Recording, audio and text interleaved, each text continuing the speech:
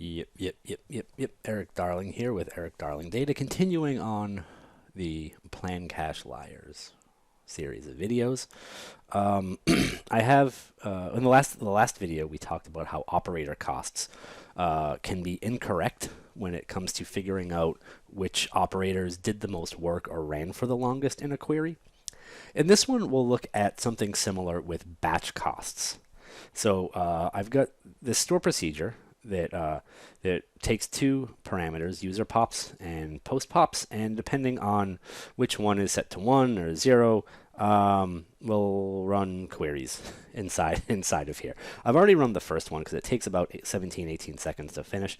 And the first thing that we'll see is, oops, a little zoom it issue there. The first thing we'll see is that this query, which is said to represent 66% of the cost of the batch, only runs for about 700 milliseconds.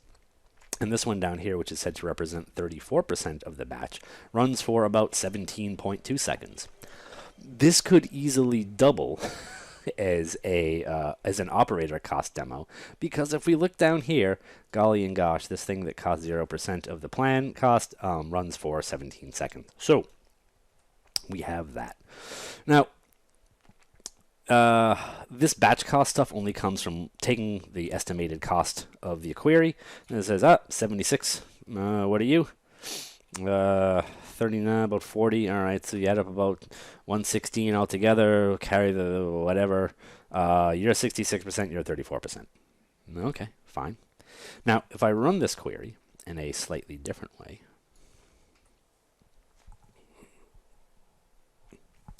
and this should run for about 9 seconds. I promise I won't babble too much about anything while we wait for it to finish. We'll have something sort of similar happen where this top query will represent 87% of the batch cost and run for 3 seconds. And this bottom query will represent 13% of the plan cost, but run for about 7 seconds. So we can see that even when you get actual plans, batch costs are purely based on the total cost of the query, and that may not have everything to do with reality, or anything to do with reality. Often, these costs are just such baked-in estimates that they don't give you the best hint at what was the most expensive part of a query plan. Sometimes they can be your best guess, other times, not so much. But where things really fly off the rails is, let's look at, actually before we do that, let's because I need to do something later, I want to prepare for it. When we look at the query plans in SP Blitz Cache, something even crazier happens. Okay, we have 5 lines for this store procedure. All right, 5 lines in there. We have these two things, which cost pretty close, and they're two slightly different top 200 queries. You can see one is hitting the post table, one is hitting the users table, and then we have these 2 inserts into 2 slightly different table variables.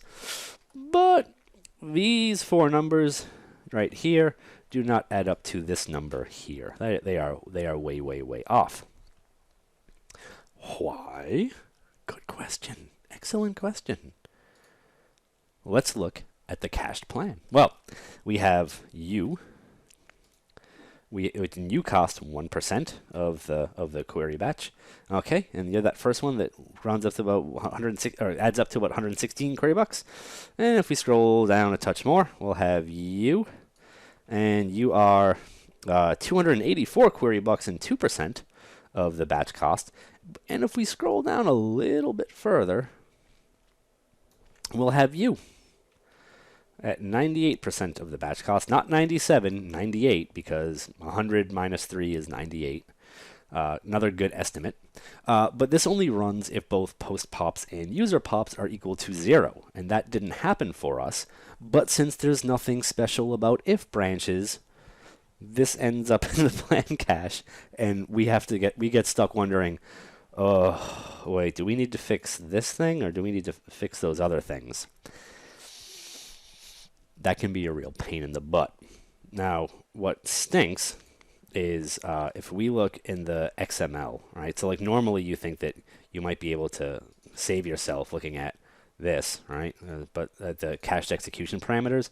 But if we go look at the plan XML and we control F for at post pops, oops, post, love it when you call me post papa. There's nothing in here that's very helpful to us. We have an insert into the post table, and if we kind of just follow along here, all the references to post pops are going to be that table variable that we hit, not necessarily anything that gives us the parameter values that were passed in to the store procedure. So just looking through here, it's all going to be references to this table, and this doesn't really help us figure out how the store procedure was executed. Now, that can be very frustrating, it can be very difficult, and that's another way how the plan cache can lie to you very badly about what's going on in it. Again, like if branches are awesome for helping you control logic, and what actually executes in the plan is going to be based on that logic, but SQL Server goes and caches every single query the first time it runs, no matter what the if logic says. Plans get compiled for things, and that can end up being really tough. So when you're tuning queries like this, it's important to make sure that you're looking at what actually comes back from plan cache queries like SP Blitz cache, and remember to focus on this stuff. If someone just sends you this cached plan, you're going to lose your mind. You're going to say, skip it, pff, let's do it, right? And you're going to spend a long time tuning a query that didn't run. You're going to hand some code back to the end user, and they're going to say, it's still slow. And you're going to say, that can't possibly be. And you're going to have to go and get more information from them. It's difficult. And this is, again, one of those places where a good monitoring tool really comes into play, because it gives you a lot more information than you typically get from end users who are just like, it's slow, fix it. Didn't work, fix it. I got an error, make it go away. It's like, okay, I'd love to, but anyway.